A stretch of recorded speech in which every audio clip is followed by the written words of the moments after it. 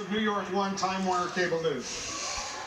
Secretary Clinton, the 1994 crime bill that you supported added 100,000 police officers across the country and banned certain assault weapons. It also imposed tougher prison sentences and eliminated federal funding for inmate education. Looking at the bill as a whole, do you believe it was a net positive, or do you think it was a mistake? Well, I think that it had some positive aspects to it, and a very important piece of legislation, in my opinion. And it also did some things which were to provide more opportunities for young people. So if we were to have the balance sheet, on one side, there are some positive actions and changes. On the other side, there were decisions that were made that now we must revisit.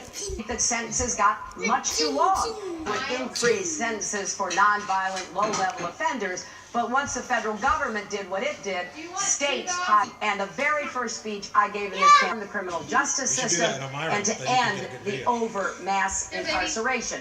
So I think that if all of us go back and look at where we were, Senator Sanders voted for the crime bill, and he said the same thing. There were some good things and things that we have to change and learn from.